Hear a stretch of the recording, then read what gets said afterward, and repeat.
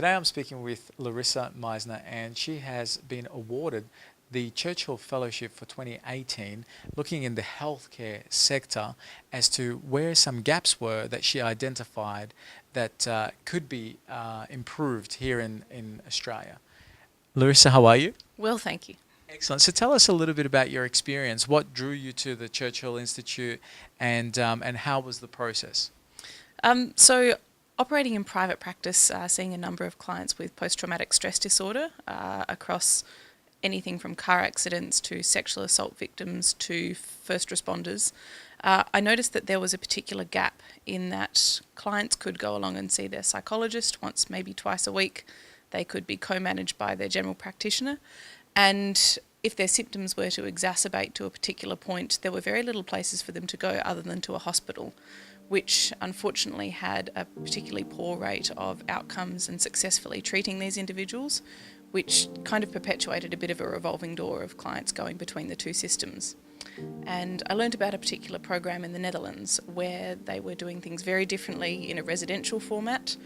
They were using intensive treatment modes and they were getting terrific outcomes. So something like 70% of people were in remission after less than 2 weeks of treatment.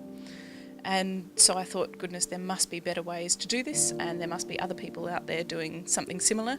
And so I investigated and found a number of places around the world doing really good trauma treatment, and that's what motivated me to apply for a Churchill Fellowship.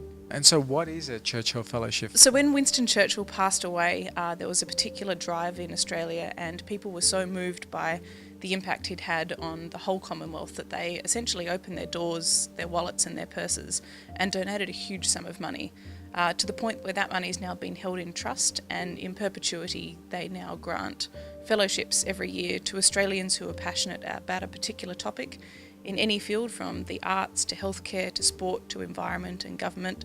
And it allows them the freedom and the opportunity and the privilege to travel overseas, to obtain information and research that's not available here, and to then bring that back so that it benefits the Australian community. What did you think of the whole process? I was incredibly fortunate to be offered a Churchill Fellowship. There are a large number of applicants every year, and I found the process to be incredibly encouraging. The individuals and the people that work at the Churchill Trust are really committed to driving innovation in all fields.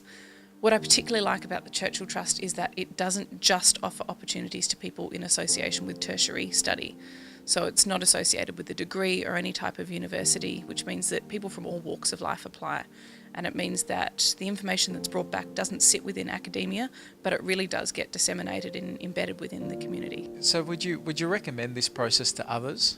Definitely. It's an incredibly simple application process. The first part is all done online, where you submit your idea, your passion, and your proposed itinerary with what you'd like to research. And from there, the Churchill Trust shortlists applicants, and those who are successful go to an interview. From there, each state and territory sends its finalists to Canberra, where they confirm and finalise the nominees, and from there they award the Churchill Fellowships on an annual basis. Wow. And so after you do all the research, what's expected? Is it more that you document what your findings are, or that you present it back in Canberra? The expectation is that when you return as a Churchill Fellow, you produce a report which is available to the general public online so that everyone can read and find out about what you've done. But more importantly, within your industry, your sphere, and the area that you're researching, there's an expectation that you will disseminate, publish, and I guess widely promote the findings that you found from your research. Can you tell us a little bit about what the residential program for post-traumatic stress is about, or what it entails? Sure. Well, look, there are a lot of different models that I looked at, places in the Netherlands, the United Kingdom and around America, and they each will treat trauma slightly differently. What is emerging in the current research, though, is that intensive treatment models, whereby people stay for a shorter length of time and do a lot more hard work while we're there, are very effective. Previously, there was an idea that people who are struggling with PTSD might not be able to tolerate such intense treatments, but now we're finding that not only can they tolerate it, they actually benefit from more intensive modes. And there's also the adjunct of adding integrated therapies, so exercise therapy, equine therapy, as well as traditional psychotherapies, and a much less focus on medication. So really innovative, exciting ideas that are producing some terrific outcomes. Well, that just sounds like good news, I think.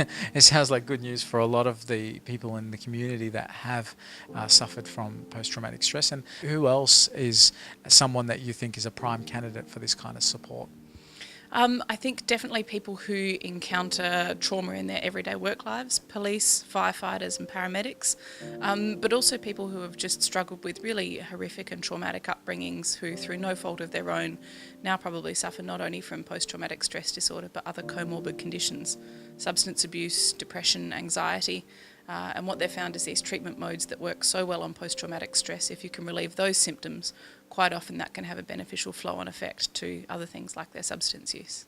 Bas Tadros for Undercurrent.